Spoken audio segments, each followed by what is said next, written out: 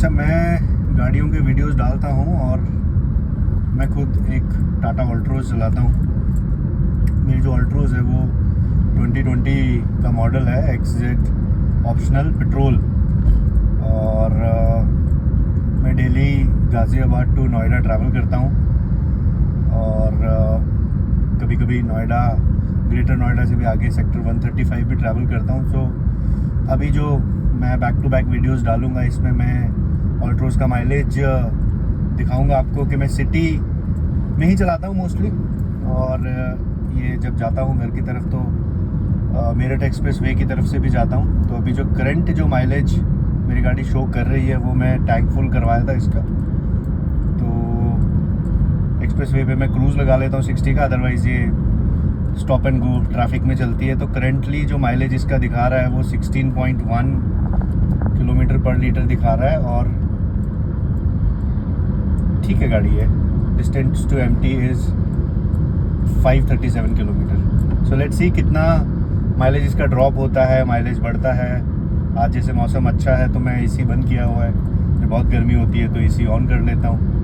So that's how I drive mostly. Express way पे मैं 60 to 70 80 cruise शाम को स्लो जाता हूँ, कुछ खाता हुआ तो वही मैं रखता हूँ। ये सामने आपके एक्सप्रेस वे चल रहा है, एक्सप्रेस वे तो रुका हुआ, मैं चल रहा हूँ एक्सप्रेस वे पे। तो I keep on sharing the daily updates और फिर धीरे धीरे गाड़ी के बारे में भी बात करेंगे। अल्ट्रोज भी मुझे ऐसा लगता है थोड़ी सी मिसअंडरस्टूड सी गाड़ी है। गाड़ी अच्छी है बट इसका जो एक नेगेटिव है वो है इसका 3 सिलेंडर इंजन जो पेट्रोल में आता है। माइलेज ठीक निकाल देता है कभी कभी। जब मैं अपने घर जाता हूँ, मैं हिमाचल से हूँ, तो वहाँ पर विदाउट एसी मैंने MID पे ऑलमोस्ट 22-23 का माइलेज भी निकाला हुआ, जिसमें पूरी फैमिली भी साथ में होती है। और मैं 80, 85, 90 के क्रूज़ पे लगा लेता हूँ। So without AC 3 cylinder engine 22-23 का MID का माइलेज भी मैंने निकाला हुआ है।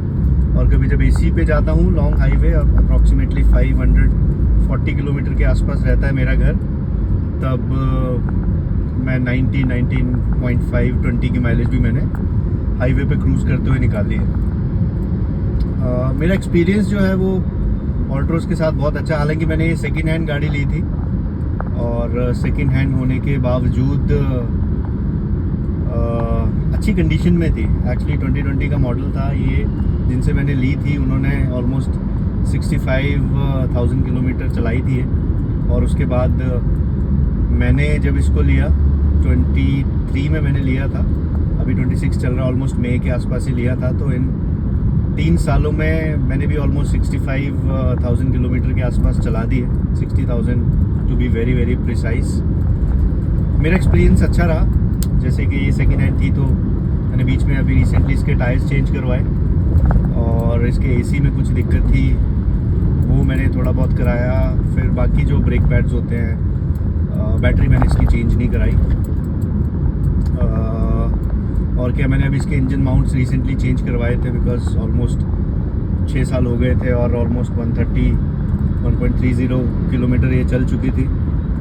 तो ये मेरे थोड़े बहुत खर्चे हुए हैं इसमें, बट मेरे को ऐसा लगता है कि बहुत ही अच्छी गाड़ी है ये। जस्ट इसमें से अगर 3 सिलेंडर इंजन को हटा के 4 सिलेंडर पेट्रोल डाल देते तो अच्छा रहता, बिकॉज उससे थोड़ी सी इसकी स्मूथनेस और बढ़ जाती।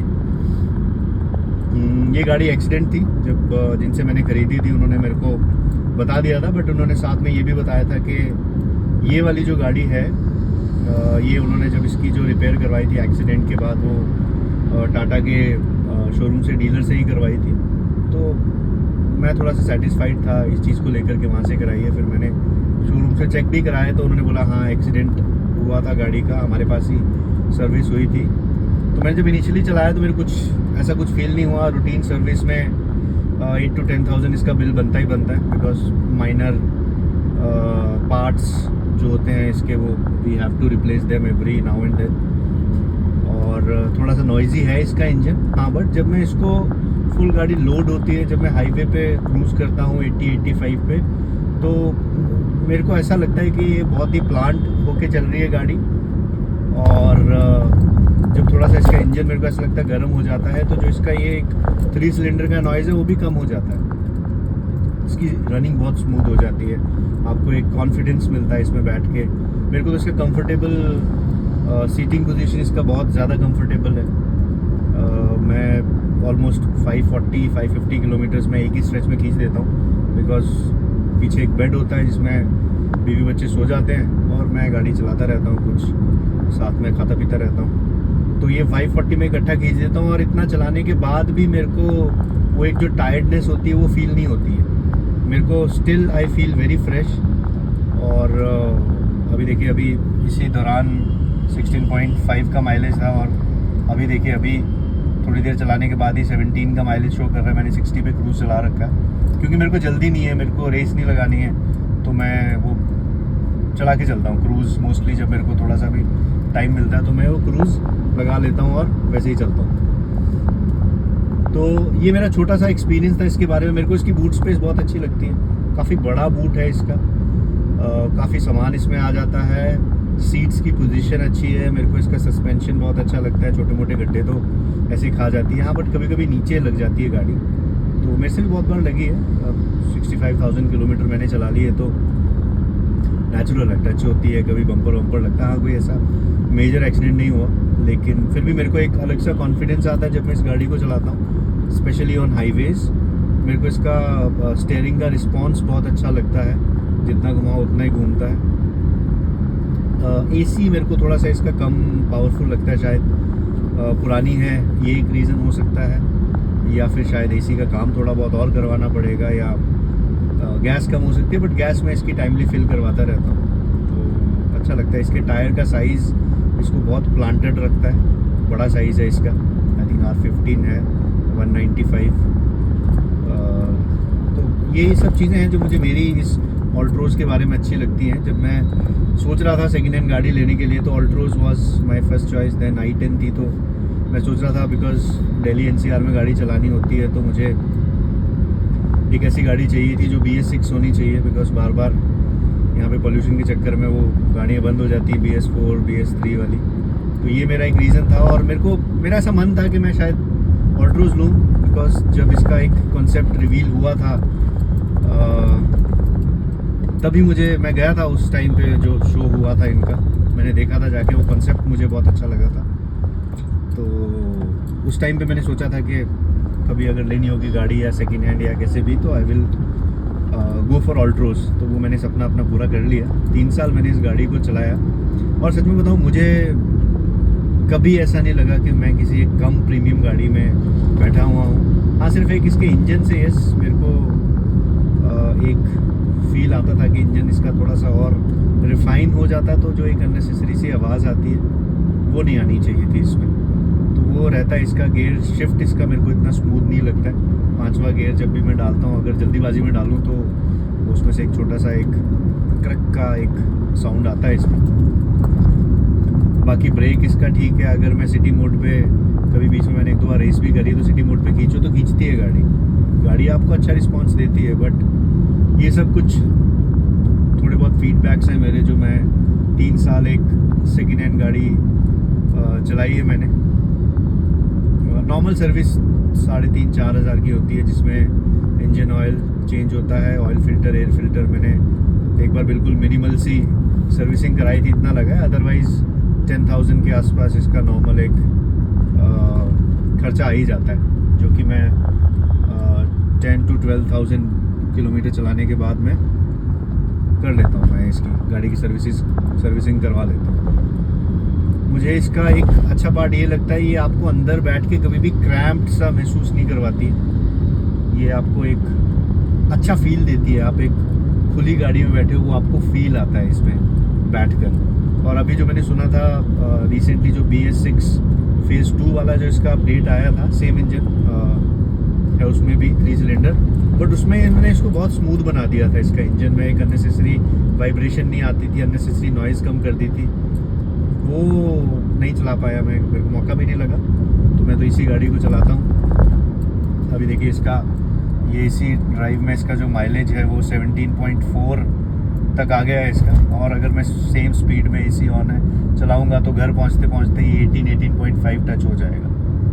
तो मैंने तो इसको खींचा, पहले खींचता था, अभी नहीं खींचता हूँ, अब मैं इसको एकदम तसल्ली से आराम से चलाता हूँ और खींचने की ज़रूरत भी नहीं होती है, अपना सेफ्टी के साथ चलो। बट कभी कभी तो मन कर ही जाता है बीइंग अ कार एंथुसियास्ट के भाई भगा के देखें, रेस लगा के देखें। वो थोड़ा सा गलत भी हो जाता है बट ठीक है, कभी कभी तो करना भी चाहिए अपने मन की। तो ये मेरा डेली रूटीन रहता है। गाज़ियाबाद टू नोएडा 62 चलाता हूँ मैं, या फिर कभी कभी 135 भी जाता हूँ ग्रेटर नोएडा, कभी कभी नोएडा टू गुड़गांव भी जाना पड़ता है। तो ओवरऑल मैंने जब से ये गाड़ी ली है तो मैक्सिमम मैंने इसमें 23 का माइलेज देखा है जब मैं लॉन्ग ड्राइव घर गया हूँ, और मिनिमम मैंने इसमें ऑलमोस्ट 12 के नीचे तो मैं कभी भी नहीं गया हूँ विद एसी। जब भी मैं लोकल कम्यूट करता हूँ 12 से नीचे तो कभी भी नहीं गया है। तो मैं मानता हूँ कि मैं जब भी टैंक फुल कराता हूँ एक बार गाड़ी का तो मेरे 10 दिन आराम से निकल जाते हैं, इतना मेरा ट्रैवल रहता है। और CNG या फिर डीजल मैं इसलिए ऑप्ट नहीं कर रहा हूँ क्योंकि मुझे पेट्रोल ही गाड़ी लेनी थी। डीजल हालांकि चलाने में ज़्यादा मज़ा आता है, और सेकंड हैंड में मुझे डीजल कोई ढंग की मिली नहीं थी और उस टाइम पे मेरे को अर्जेंटली चाहिए थी, तो मैंने ये गाड़ी ले ली थी। तो मैं इसका एक्चुअल में थर्ड ओनर हूँ। फर्स्ट ओनर सेकंड ओनर से शायद वो एक्सीडेंट हुआ था, बट जब मैंने इसको चलाया तो मेरे को ऐसा कुछ फील नहीं हुआ गाड़ी में कि भाई मेजर एक्सीडेंट है, माइनर है। मैंने ज़्यादा पूछा भी नहीं, क्योंकि मैंने जितनी भी गाड़ियाँ आज से पहले ली हैं उन सब में मैंने हमेशा, जब मेरे को गाड़ी में बैठ के वो फील आ जाए तो मैं उस गाड़ी को ले लेता हूँ। ये मेरी 6th या 7th कार है, उसमें से मैंने सिर्फ एक ही बार एक नई गाड़ी खरीदी थी, बाकी सब मेरी यूज्ड कार थी, सेकेंड हैंड कार्स थी जिनको मैंने 1 साल 2 साल, ये 3 साल हो गए इसको, ये सबसे लॉन्गेस्ट रनिंग कार है मेरी। तो मैं जब भी बैठा हूँ मेरे को जिस गाड़ी के बीच बैठ के वो फील आ गया कि नहीं यार मैं उसको ले लिया। मैंने हमेशा अपने दिल की सुनी है, और बीइंग अ कार एंथुसियास्ट या फिर कार लवर बोलूँ तो मेरे को लगता है आपको अपने दिल की सुननी चाहिए। आपका दिल ही आपको सही राय देता है, अदरवाइज़ टेक्निकल स्पेसिफिकेशंस में अगर आप बहुत ज़्यादा जाएंगे तो आप कोई गाड़ी पसंद नहीं कर पाएंगे, कुछ ले ही नहीं पाएंगे ज़िंदगी में, क्योंकि हर किसी गाड़ी में कुछ कमियां होती हैं और हर किसी गाड़ी में कुछ पॉजिटिव चीज़ें होती हैं। तो अगर आपको किसी गाड़ी में बैठकर वो फील आ जाए कि नहीं यही है तो उसको ले लो। बिकॉज अगर आप बहुत टेक्निकल स्पेसिफिकेशंस में जाकर भी वो गाड़ी खरीदते हो जो शायद आपको दिल को पसंद नहीं है, चाहे वो टेक्निकली जितनी भी सुपीरियर क्यों ना हो, आपको फिर 2-4-6 महीने बाद लगा नहीं यार वो ले लेता तो सही रहता। कोई गाड़ी खराब नहीं होती, सब गाड़ियाँ अच्छी होती हैं। Company spend thousands of crores of rupees in their R&D, कोई गाड़ी खराब नहीं होती। आपके मन को जो गाड़ी भाती है उसको ले लो। आपको पता है कि आपका ड्राइविंग स्टाइल क्या है, आपको पता है आपकी फैमिली की रिक्वायरमेंट्स क्या है, आपकी जेब में पैसा कितना है, तो जो आपके मन को भाती है उस गाड़ी को ले लो। कोई गाड़ी परेशान नहीं करती है आपके हाथ पे डिपेंड करता है आप गाड़ी को कैसे चलाते हो, कैसे रखते हो। प्यार से रखो, ढंग से चलाओ, टाइमली सर्विस कराओ, कोई गाड़ी आपको कभी परेशान नहीं करती। और लोग अभी भी किसी से बात करो, नहीं टाटा की गाड़ी है, भाई मैं 3 साल से सेकंड हैंड थर्ड हैंड गाड़ी चला रहा हूँ अभी, मेरे को नहीं लगता इसमें गाड़ी में कोई भी प्रॉब्लम है। अच्छा माइलेज देती है, सेफ फील कराती है, प्रॉपर स्पेस रखती है, डर नहीं लगता है कहीं चढ़ा दो कहीं घुसा दो, कोई गाड़ी इससे टच होगी तो उसी को नुकसान होगा, थोड़ा बहुत होगा ही, बट आपको ये जो फीलिंग होती है ना वो फीलिंग इज़ मोर इम्पॉर्टेंट। आप गाड़ी टेक्निकल स्पेसिफिकेशन से ज़्यादा आप फील को लेकर ओन करोगे तो आपको अच्छा लगेगा। आपको 6 महीने बाद साल बाद ये नहीं लगेगा कि नहीं यार वो ले लेनी चाहिए। जब मैं जैसे मेरे को ऐसा फील होता है कि अगर मैं कभी अपग्रेड करता हूँ तो maybe I will go for a Harrier, चाहे हैरियर की सेल्स कम हो रही है या लोगों को लगता होगा टाटा प्रोडक्ट है उसमें प्रॉब्लम आती नहीं आती, अरे भाई छोड़ो, पता नहीं होगा, पता नहीं लगेगा आपको कि कब टाइम हो जानी है, मतलब भगवान ने कब बुला लेना है। इसलिए जो आपके मन में आता है आप वो करो। स्पेसिफिकली आप कोई चीज़ खरीदना चाहते हो और आपकी जेब में पैसे भी हैं। और अच्छा, मेरे पेरेंट्स कभी बोलते थे, उनके गांव में एक बहुत बूढ़े दादाजी होते थे, वो बोलते देखो अगर आपका मन कुछ काम करने को कर रहा है और आपकी जेब में पैसे भी हैं तो उस काम को कर लो, उसके बारे में दूसरा नहीं सोचना चाहिए। तो अगर आपके मन में कोई गाड़ी है ले लो यार, कुछ फर्क नहीं पड़ता है।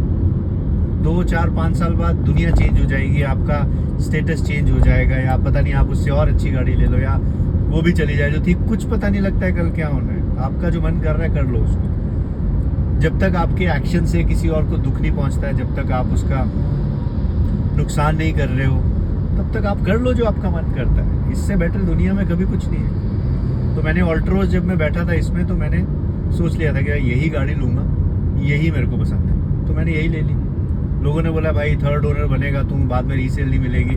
भाई मैंने 5.5 लाख की ली थी, 65,000 चली हुई, I was the third owner. उसके बाद मैंने ही 65,000 और चला दी है, 60,000 63,000। और अब अगर मैं इसको 2-3 साल और चलाने के बाद भी 1.5 लाख की बेच देता हूँ, तो भाई 5 लाख की गाड़ी ली, 5 साल मैंने चलाई और फिर भी 1.5 लाख में निकाल दी, तो कोई उसमें नुकसान नहीं है भाई। एटलीस्ट मेरे दिल की तसल्ली तो हो गई ना, मैं खुश तो हो गया। तो मैं अभी भी यही कहना चाहूँगा, आपके मन में अगर कुछ है तो do it, don't think about it. So before I close my video, मैं आपको दिखाना चाहूँगा कि अभी जो इसमें MID में माइलेज शो कर रहा है 18.3 है। तो अभी जब तक मैं इसको चलाऊँगा, जब तक इसका टैंक दोबारा से रिफ़िल करूँगा, I will keep on sharing the updates. और ये 15 to 20 तो नहीं, बट 15 to 18 के बीच में माइलेज रहेगा। AC है, घर जाना होता है, ऑफिस जाना होता है, तो ये माइलेज कितना रहता है इसमें। तो it never disappoints me with the mileage या ट्रैफिक या इसका हैंडलिंग मेरे को तो अच्छी लगती है भाई, इसीलिए मैंने इसको ले लिया। और मैं आपको भी यही कहना चाहूँगा, आपके मन में है तो ले लो, ज़्यादा रिसर्च के चक्कर में नहीं पड़ने का। तो मैं इसी नोट के साथ I will close my video now. So ये अगले 5 मिनट में मेरा घर आ जाएगा और कल मिलते हैं सुबह। कल मैं फिर से आपको बताऊंगा कि कितना माइलेज रहा इसका, और किसी और टॉपिक पे बात करेंगे। देखते हैं क्या टॉपिक आता है मन में, नहीं आता तो नहीं करेंगे भाई, कोई ज़बरदस्ती थोड़ी है। चलो, सी यू, गुड नाइट।